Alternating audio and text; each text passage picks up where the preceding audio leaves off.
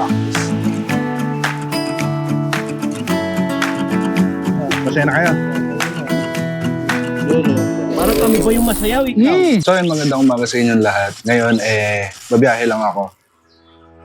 Gamit tong Yamaha Lexi 155, 538. Pumunta ako ng San Fernando ngayon kasi may content kami ng Canlas. Sa Tarlac ang mga content namin, kaya sa San Fernando kami magkikita-kita sa bahay nila Chess. So lang testingin to, pupunta doon. At dahil din gusto ko rin i-vlog to dahil puntahan namin ang isa naming kaibigan na si Kuya Bob kasi yung moving truck niya, yung pares niya andun ngayon sa Tarlac. Kaya gusto ko lang din i-document at gusto ko lang din bumiyahe gamit tong motor. Pero mukhang mga kulimlim at mukhang uulan. Sana wag naman ako abutin, no? Mahirap na. Mahirap bumiyahe ng umuulan. Mahirap mabasa sa ulan. 7 o'clock yung call time namin. Hindi ko alam kung aabot ako. Base dun sa Google Map, 1.5 hour yung magiging biyahe ko. Kaya kailangan ko na bumiyahe. Pero bago ang lahat, papagas muna ako. Hindi ko alam kung maligino yung audio nito, no? Balaan. Last talaga ng trip ko, no? Pwede naman ang magsasakyan. Tapos makulim-lim pa. Pero wala lang, gusto ko lang. Gusto ko lang ulit bumiyahe ng malayo na nagbumotor. XCS boss, full tank. Okay. Kaya ba ng 200? Apaw. Okay na. 182. 2 litro na higit. Wait lang talaga ng capacity na itong Lexi. Simulan na natin ang biyahe.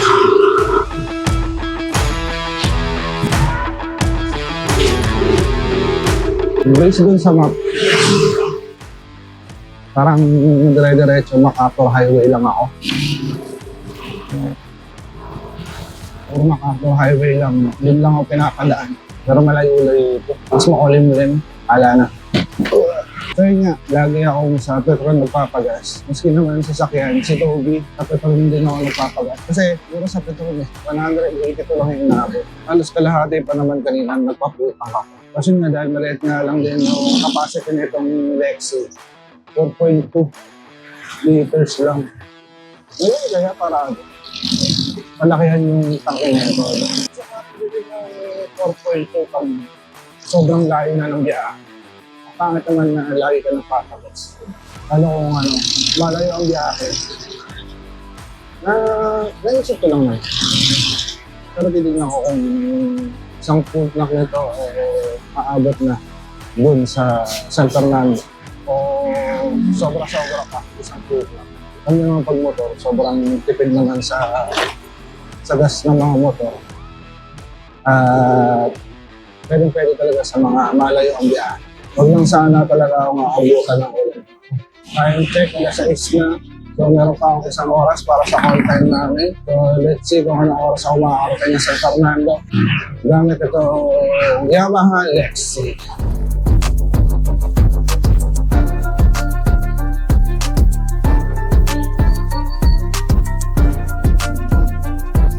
So yun nga, gusto ko lang din talaga mag-motor. Nahilig ko naman ito dati. Talaga na rin nag-motor. 92 lang ako. Dati, yun nga, may nangyari sa akin na nasembla ako. Dahil pinagbawalan na ako mag-motor. Pero mga alam ko, pagkakanda ako, 2008, 2009, yung hiligan namin bumiyahe. May grupo kami dati. Siyempre, hindi pa ganun ka-boom ng social media. No? Pero kung natatandaan nyo, yung kinuha ko na hindi ko pa nagagawa na dati kong motor. Ay, yung dati yung Yamaha Krypton Z. Nakakamiss lang naman. Kaya kung ano pumasok sa isip ko, trip ko ngayon mag-motor pamuntang San Fernando. Practice na rin practice. So yun, nakabaybayin ko na itong MacArthur Highway. Pero mukhang delikado itong naisip ko dahil ang kulimlim talaga. So ngayon nandito na ako sa May Kawayan, Bulacan. So mahaba-haba pa itong nabiyayin ko. Check natin kung aabot ako. Alas 7 or malili.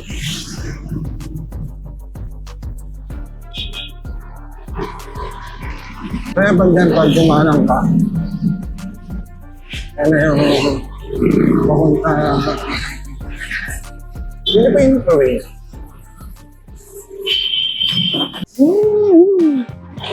6:15. Oras ko. Hindi ko alam kung kakayanin ng 45 minutes yung papuntang San Fernando. Paalala. Okay. Pero din. Ako nakapag-content mga bilis na nakaraan. Yung tinapang manok. Sarap nun, ha? Tinapang manok na yun. Yes.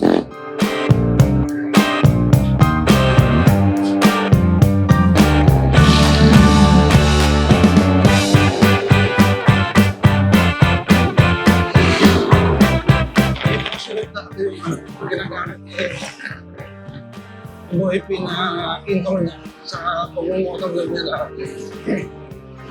Di ko alam kung gano'n niya kasakal ginamit yung intro na yun. Kasi nga, mabalik ako isa sa mga, kasi hindi ko matanda ko saan dito. Kasi alam mo parang munisipyo ata yun. Sa munisipyo ata ng Malolo siya kung saan ko sinot si Buhay pina, pang-intro niya sa pag-motovlog niya dati. Sa alam ko dito lang din. Tsaka yung ginawa ko sa kanilang intro din sa mga Hampas Loopers. Dito ko rin ginawa yun sa may lumang simbahan. Baraswain ata yun. Yung pangalan ng simbahan. Nasa dito lang din sa Malolos yun. Marami pa na nangyari sa akin dito sa Malolos. Tsaka ilang beses na rin ako nakapag-comment dito. Debut, wedding. Malapit lang din naman sa Valenzuela. Kaya madali lang din po na. Kaya pag may event o sakaling racket, nandito sa Malolos. Yan po. Yan syempre. Ang lapit-lapit lang. Ito rin ako ng biyahe. 40 minutes pa raw bago makakating sa San Fernando. Ngayon ko hindi ako kakapit sa 7 a.m. Let's go! Mukhang gano'n pala ako.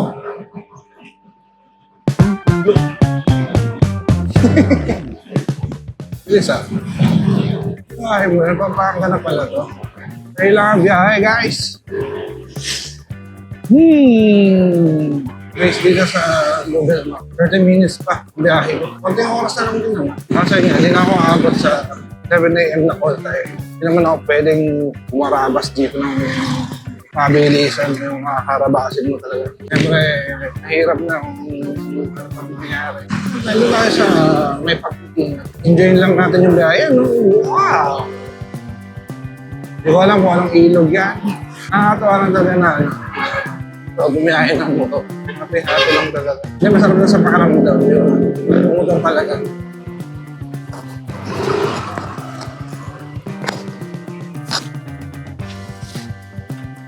So yun na nga, nandito na ako sa Lechon Cuchinillo Pool Bar.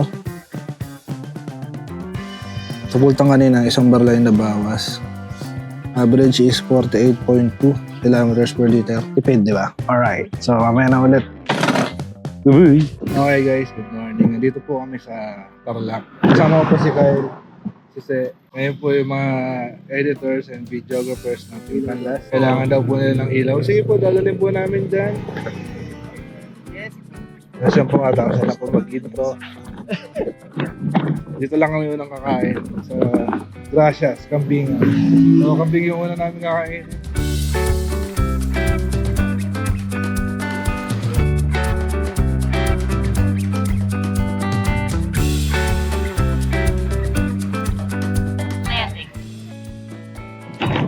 So yan, nagpalipad lang ng drone. Ayan, kanento ko lang. So ito. Yan, syempre kambingan. Iba-ibang lutong kambing. Pinispisang kambing, kalderetang kambing pinapaitan, na kambing sinampalukan, tapos adobong kambing, sir. So yung kaldereta.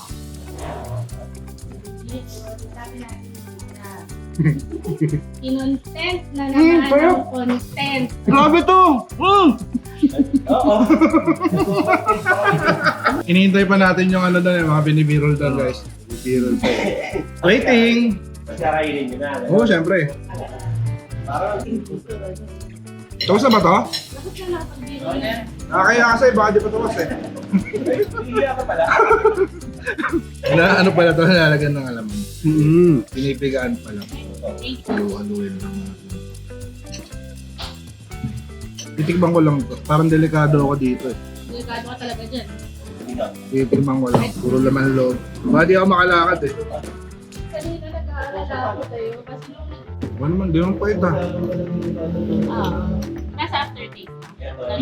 Pero hindi ganun ka-strong na. Wow, strong.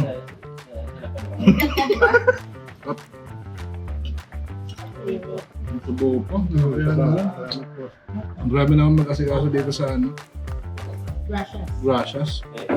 Wow. Gracias. Ano pa iba dyan? Mga testing. Adobo naman nga, adobo. Nakakulong ka, matigas pa yung Bawal man, pero fish. Bahala na mamaya. Buburay mo naman. Okay. Pero ito may kanda.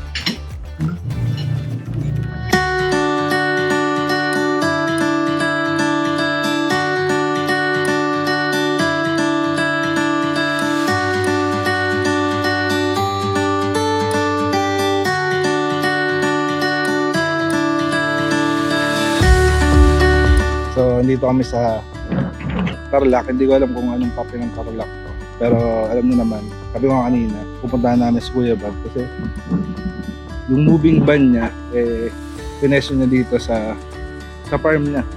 Okay? So, bakit? Sinasabi ko lang na andito yung moving van ni Kuya Bob. Sinubukan niya dito sa farm niya sa Tarlac. Diba? Oo, si Kuya Bob. Oh. Hello po, Kuya Bob. Magandang araw. Bakuran. Sana'y mag-enjoy kayo dito sa food truck natin. Bagong concept ng Pakisan. Yun. Mag-enjoy talaga ako dyan. Lagi ako makain dyan. Oo, siyempre. So yan na, mag-intro na si Jess.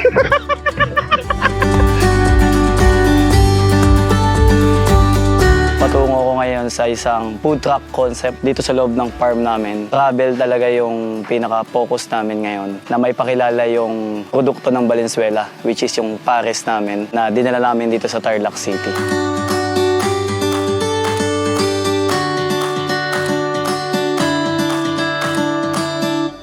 Nakakatawas ka naman palikot eh. Tapos, tayo talaga dito sa Kuya Bob Pares. Nagpapakapilas talaga dito. Bola pa. Dito pa. Libre lang ng kape. Pero totoo, napakalamig ng panahon dito sa Tarlac. Talaga ba? Oo. Patingin yan, dip-dip mo. Ano yan eh? Ano yan? Ano yan? Design yan. Ay, madam design ba yan? Sa Uniqlo? Nabili ko to sa ano eh. Uniqlo? Dyan lang. Literal na wash. Woo! Sarap! Meron kaming dalawang klase ng sabaw. Meron kaming malapot, tapos isang malabnaw. So yung malapot namin, resto style siya ng pares. Tapos yung malabnaw namin, yun yung pares kanto. Yun yung talagang isa rin sa mga nagustuhan ng mga Ilocano dito sa Tarlac, yung malabnaw na sabaw. Dito naman sa farm, nature trip kasi yung datingan. Nakikita nila na may maayos na ambience. Tapos yung food truck, ito, medyo kakaiba daw yung style. Tapos meron kaming rooftop na kainan, dining area sa taas. At the same time, yung affordable na presyo. Okay, ito na lahat ng in-order ko. Oh. Goodbye. Taba, oh.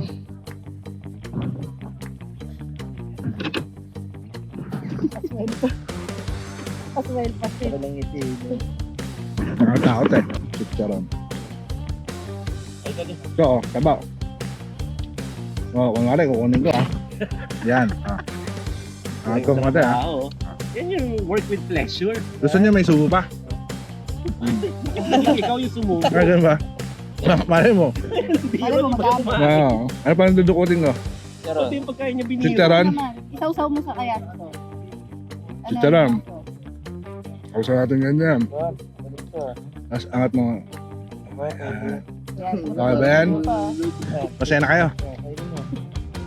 Yun, parang kami ba yung masayaw, ikaw? Yung gigil. Kailangan nyo ba ng birol pa? Gigil masarap. Sarap! Last na to, Tabanos. Maalala si Batman dito.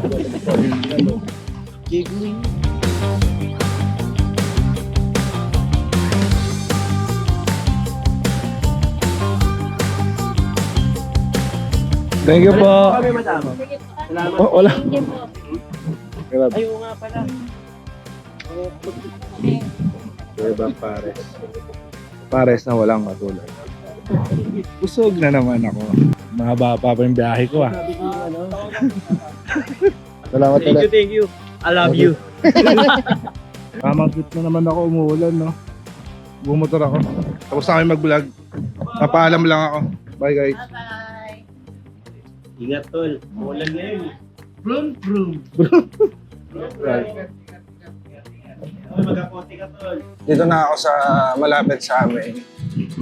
Hindi na ako nakapag-vlog ng pauwi dahil tagal lakas ng ulan sa Pampanga. Pero pagpasok naman sa Bulacan, wala naman ng ulan. Kaya dire-diretso na ako, baka mamaya biglaan na makasipong ulan. Kaya dito ko na i-on yung GoPro ko. Sobrang busog.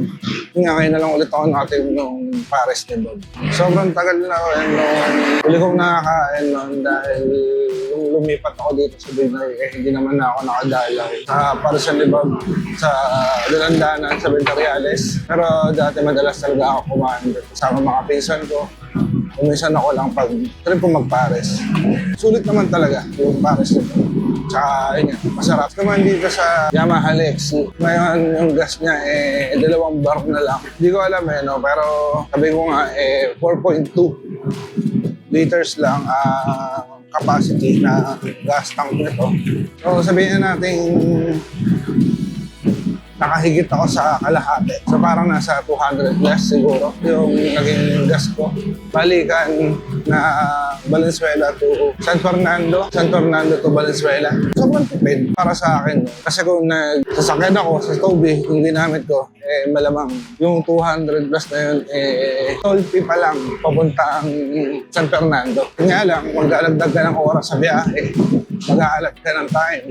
Kasi parang wala dito sa Valenzuela, humigit kumulang 2 oras yung magiging biyahe mo. Pero nga, kung gusto ko talagang makatipid, motor mo, kaya mo naman. At yun nga, na-miss ko lang din naman talaga na mag-motor ng ganito, yung bumabiyahe. Dahil, ewan ko kung nabanggit ko kanina, wala 2007 naman nagmumotor na ako. Hey, uwi ka na? Maya-maya. Sa mga to. Yun, nakita nyo, naka-plastic bag pa yung camera bag ko. Pero na pala kami kapihan dito. Kasi ito yung magiging barisan nyo pag umorder kayo ng kape. Okay ka naman makita sa video, May? Ha? Ayun, magtitimpla ng kape pag pumunta kayo dito. So, muli ako si Jumbo. At ito ang maliit kong kwento. Peace out! Hello! Hello! Hello! May libre bang car wash yan, sir? Wala. Wala ba? Sige. Thank you.